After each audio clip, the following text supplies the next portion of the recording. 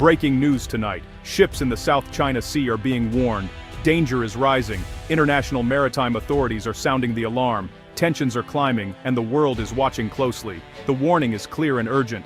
Vessels in one of the busiest waterways on Earth must exercise extreme caution. The question on everyone's mind: is a conflict about to erupt in these strategic waters? This development comes after months of rising tension. Many leaders have called this region a powder keg. Now, new alerts have thrown the spotlight back on the South China Sea. The stakes are higher than ever. Tonight, we break down what's happening, why it matters, and what could happen next. Stay tuned as we unpack the latest warnings and the potential risk of open conflict. Early this morning, shipping crews received urgent messages. International maritime warning systems flashed red. The alerts called for immediate caution and warned of unusual military activity near key shipping lanes. The warnings did not come from just one source. Multiple authorities, including shipping insurers and naval monitors, pushed out the alerts. Some even urged commercial ships to reroute or delay their journeys through specific areas. The message safety cannot be guaranteed in certain zones. For many captains, this was the first time they had seen such direct language. The warnings referenced potential hostile actions and the presence of unidentified vessels in international waters. Anxiety quickly rippled through the maritime community. Many shipping companies have started tracking their vessels minute by minute. Crew members are on high alert, and ports in nearby countries are reviewing their emergency plans. The main warnings were issued by the International Maritime Organization, or IMO, which is the United Nations agency responsible for regulating shipping across the globe. The IMO plays a crucial role in ensuring maritime safety and security, and when it raises an alert, the entire industry pays close attention. Alongside the IMO, Lloyd's List Intelligence, a leading authority in maritime tracking and risk assessment, also sounded the alarm. Their real-time data and analysis are trusted by shipping companies worldwide to monitor threats and disruptions. Both organizations activated their emergency communication channels, sending urgent notifications to thousands of vessels operating in the affected region. These alerts were designed to reach ships of all sizes and nationalities, ensuring no one was left uninformed. In addition, Chinese authorities released their own set of warnings, emphasizing the seriousness of the situation from their perspective. They specifically cautioned foreign vessels to avoid waters near disputed reefs and islands, areas that have long been flashpoints for regional tensions. The Chinese Coast Guard made it clear that they would respond swiftly and decisively to any perceived intrusions into what Beijing considers its territorial waters, raising the stakes for any ship entering these zones. To maximize the reach of these warnings, broadcasts were made in Mandarin, English, and several regional languages, ensuring that crews from different countries could understand the risks and instructions. The warnings apply to every type of vessel: massive container ships, oil tankers, smaller fishing boats, and even Coast Guard patrols. No ship is exempt from the heightened alert. Passenger ferries, which transport thousands of people daily, have also been instructed to avoid the so-called hot zones, disrupting regular travel routes and schedules. As a result, insurance rates for ships operating in these waters have already begun to rise, reflecting the increased risk and uncertainty now facing the industry. Shipping companies are urgently reviewing their operational plans, holding emergency meetings to assess the safest and most cost-effective ways to continue their voyages. Some are considering rerouting their ships along longer, more expensive paths, to steer clear of the most dangerous sections, even if it means delays and higher fuel costs. The ripple effect of these warnings and disruptions may soon be felt throughout global supply chains, potentially leading to delays, shortages, and increased costs for goods around the world.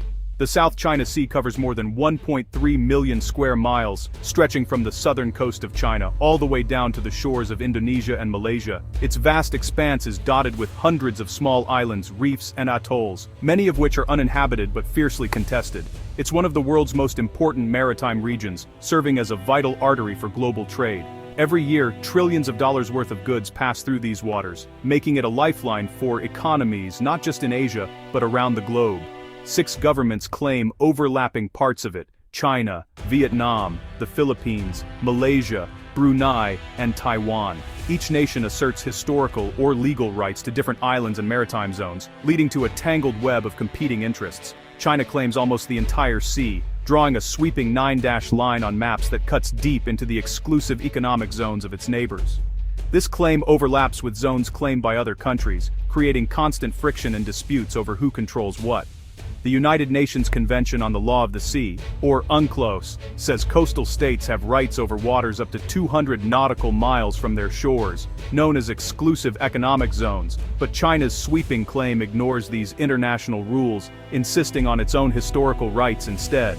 Tensions have simmered for decades, with frequent standoffs between rival ships and coast guards. In recent years, China has dramatically escalated its presence by building artificial islands and military outposts on reefs and shoals, transforming once empty stretches of sea into fortified bases. These moves have angered neighbors, sparked diplomatic protests, and worried the world about the potential for conflict. The sea is rich in fish, oil, and gas, making it not just a strategic prize but also an economic one. Millions depend on its resources for their livelihoods. Control over the South China Sea means both economic power and strategic advantage, as whoever dominates these waters can influence trade and security across the region. Legal battles, diplomatic protests, and close encounters at sea have become routine, with each incident raising the stakes and increasing the risk of miscalculation. But the latest warnings suggest the risk of something worse. A direct clash between major powers, which could have far-reaching consequences for peace and stability in the region and beyond. The waters of the South China Sea are now crowded like never before. Chinese Coast Guard ships patrol near disputed islands, their radar antennas spinning, crews standing ready. Filipino fishing boats, small but determined, move through the waves, keeping a nervous eye on larger vessels nearby. United States Navy destroyers have increased their so-called freedom of navigation operations. Their gray hulls cut through the water, watched closely by Chinese warships. Sometimes they pass within just a few miles of each other, a dangerous dance that really raises the risk of accidents. Aerial photos show dozens of ships from multiple countries clustered in hot spots. Coast Guard vessels from Vietnam and Malaysia stand by, radioing warnings to intruders. Civilian ships carry extra lookouts, scanning for sudden threats on the horizon or from the air. The atmosphere is tense, almost electric. Every move is watched, every signal analyzed. A single mistake could change everything. Experts say the risk of escalation is real, and the situation is growing more tense by the day. Around the world, analysts are sounding the alarm, warning that the delicate balance in the region could tip at any moment. Dr. Evelyn Wu, a security analyst at the Asia Maritime Institute, warns, "We're closer to an accident or miscalculation than at any time in the past 5 years." She emphasizes that the current climate is more volatile than most people realize, with tensions simmering just below the surface. She explains that with so many ships and planes in close quarters, the danger of an unintended clash is high. The South China Sea, for example, has become a crowded arena where military and commercial vessels from multiple nations cross paths daily, increasing the odds of a dangerous encounter. Former U.S. Navy Captain Mark Simmons tells us, even a minor incident could spiral out of control. He notes that history is full of examples where small misunderstandings have led to much larger conflicts. When ships from rival countries play cat and mouse, the risk is not just theoretical. These tense maneuvers are happening with increasing frequency, and each close call adds to the anxiety felt by both sides. He points to the history of near misses in the region as a warning sign.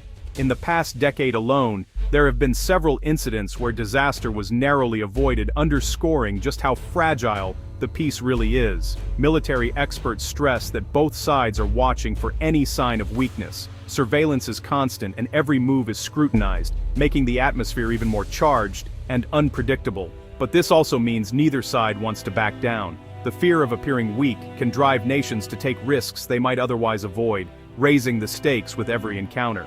The new warnings are designed to prevent incidents, but they also reflect deep mistrust. Communication channels are open, yet suspicion lingers, making cooperation difficult even in moments of crisis. Some analysts believe that diplomacy is still possible. They argue that dialogue and negotiation remain the best tools for avoiding disaster, and that back-channel talks are ongoing despite the public rhetoric. But as maritime lawyer Clara Reyes puts it, every warning, every maneuver, pushes us closer to a line that, once crossed, may be impossible to step back from. The world watches anxiously, hoping that cooler heads will prevail before it's too late. Nearby countries are scrambling to respond. The Philippines has called an emergency meeting of its National Security Council. Vietnam's Navy has increased patrols and asked fishing boats to stay close to shore. Malaysia and Brunei are reviewing their Coast Guard deployments. Japan and Australia have issued statements urging restraint and respect for international law. The United States has reaffirmed its security commitments to regional allies. European leaders, meanwhile, have called for open sea lanes and dialogue, warning that disruption could hurt global trade. The United Nations has offered to mediate, but so far, there is little sign the main players are listening. Shipping companies and trade groups are pressuring governments to keep the sea lanes safe. As the world watches, even small countries far from Asia feel the tension. Global supply chains depend on the safety of these waters. A crisis here would ripple across economies everywhere.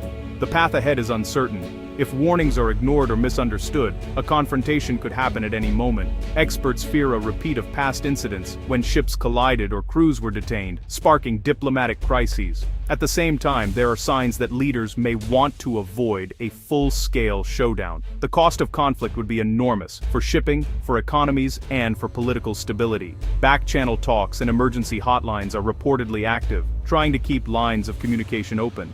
Some diplomats suggest a cooling-off period.